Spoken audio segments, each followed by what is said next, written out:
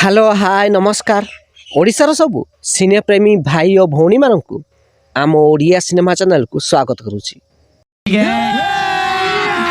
अभी मजा आएगा ना भिड़ो। आज कथा बा ओडिया हास्य अभिनेता हरिहर महापात्र एक नेपाली देशर हिरोइन को सहित अभिनय करिथिबा ओडिया सिनेमा विषय रे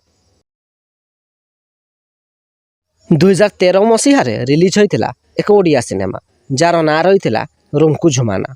एही सिनेमा को निर्देशना देइथिले तापस सरघरिया, संगीत निर्देशना देइथिले बैद्यनाथ दास।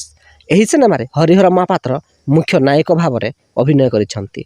एही सिनेमा रे हरिहर महापात्रଙ୍କ छड़ा आकाश दास नायक, प्रिया चौधरी एवं शिशु कलाकार भावे भूमिका दास अभिनय करिसंती। एही सिनेमाटी सेही समय रे सुपरहिट होइतिला।